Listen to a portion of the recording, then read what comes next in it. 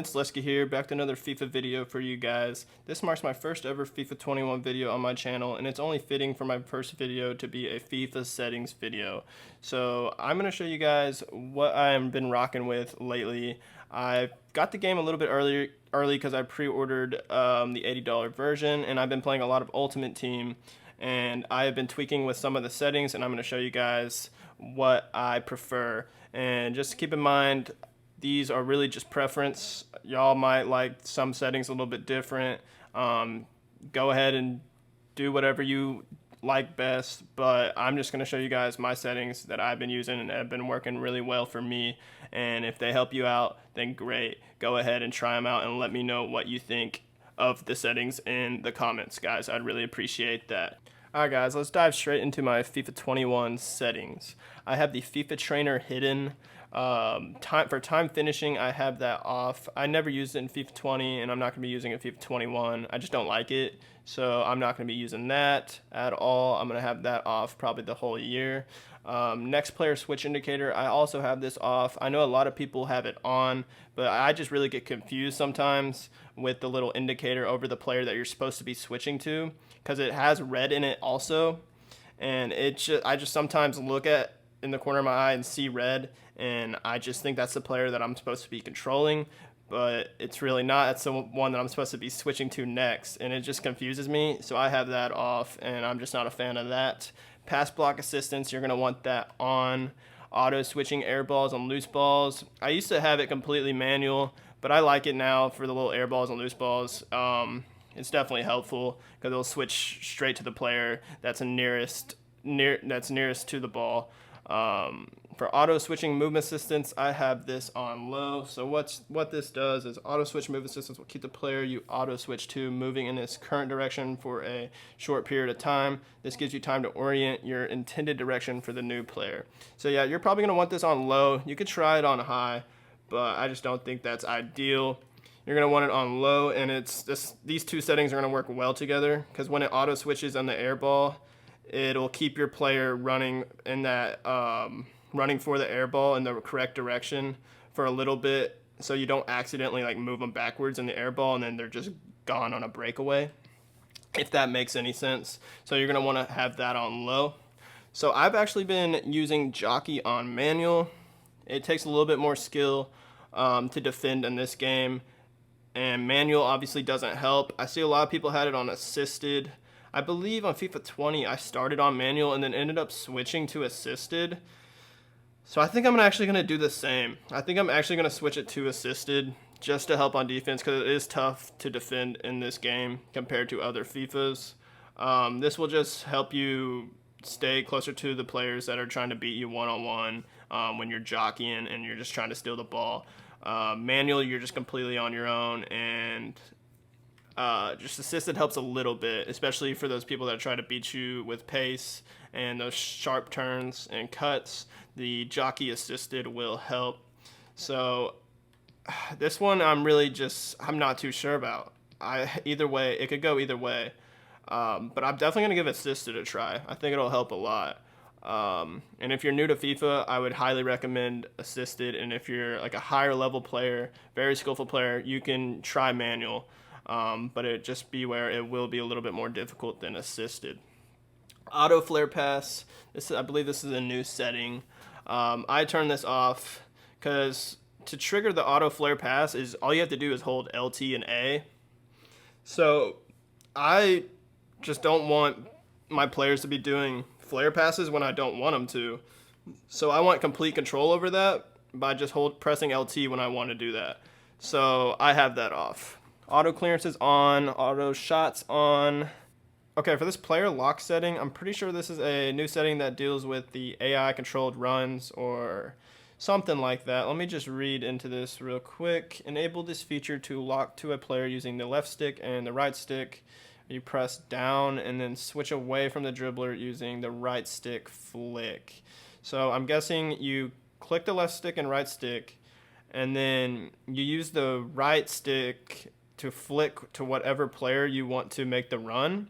So basically you're going to be on that player, and then the computer will have the ball and will be dribbling with the ball, and you're actually going to make a manual run for the player that you're on. So you can actually control the run yourself. And then I believe after you do that, you can just switch back to the computer player that has the ball and then make the pass to the guy making the run or whatever pass you want to make. I'm pretty sure that's what it is. I'm not too sure. I'm going to have to test this out more in the future in this game. It seems a little difficult just reading it and actually pulling it off in a game. But I'm definitely going to have to test that out and see how it works out. So let's move on to the next setting. Okay, and for contextual agile dribbling, this is also a new setting. I had it on, but I'm actually going to keep it off because in order to activate contextual agile dribbling on Xbox, you just hold RB and it'll do the agile dribbling. And I believe for PlayStation, it's R1. Not too sure, so either R1 or R2. That's how you activate agile dribbling. So there's no really point of having it on. You don't want, in certain situations, it'll actually do the agile dribbling for you. But maybe you don't want to do the agile dribbling and it just does it automatically for you.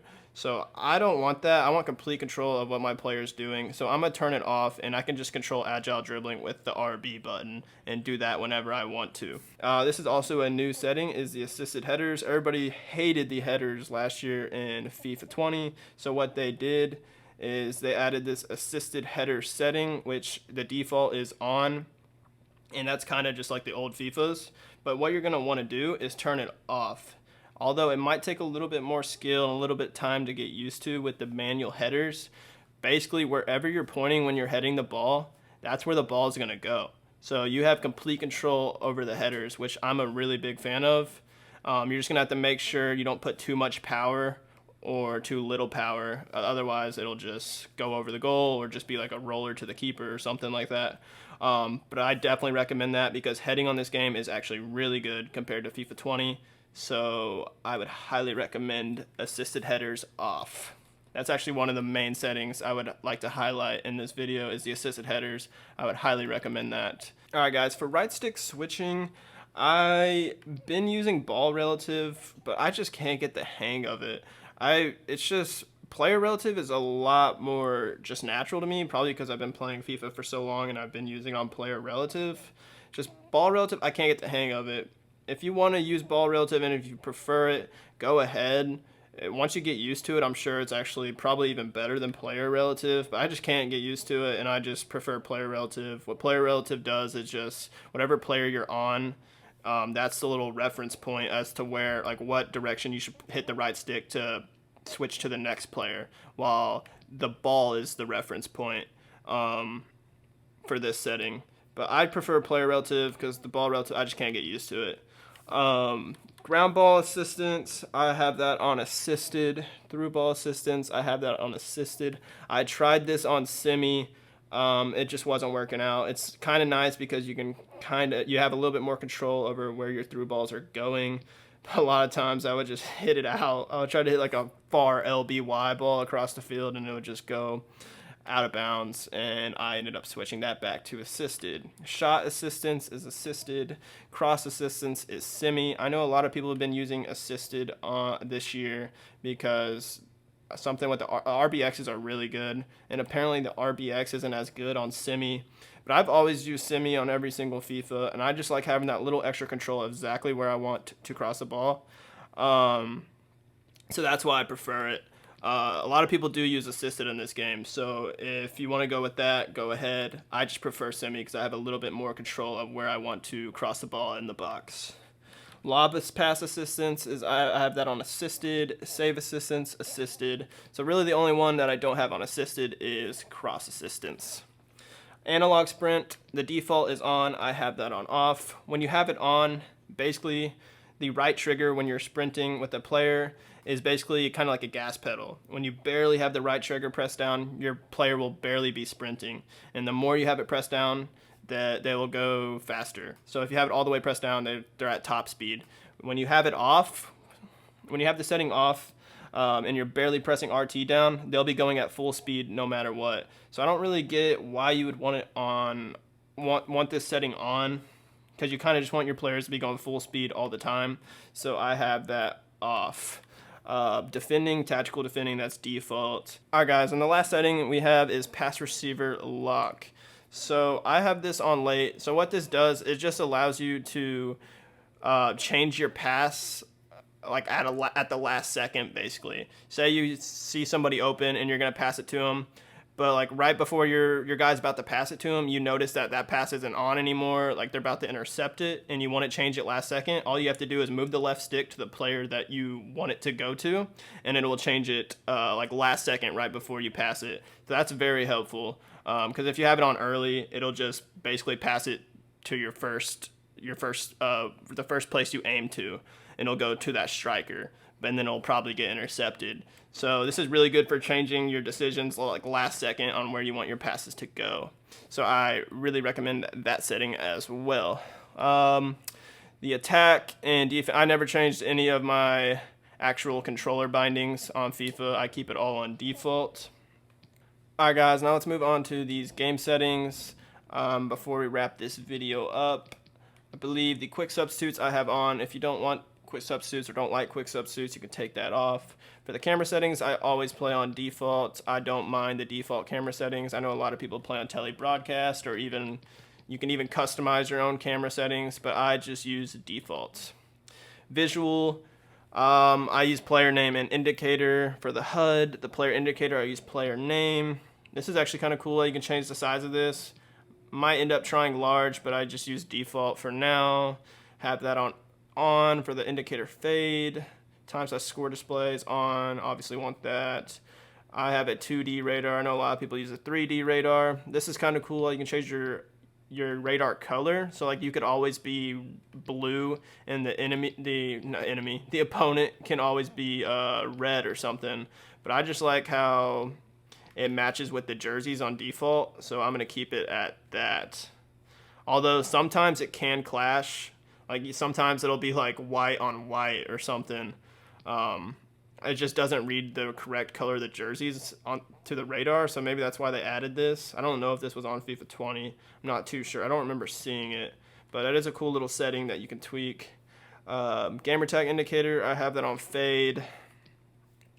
Score clock drop down on, and all this is default really. Scrolling lineups on. I believe that's about it. I turned the music off just for this video. I'm usually going to have that on, so I'm going to turn that back on. And that's about it, guys.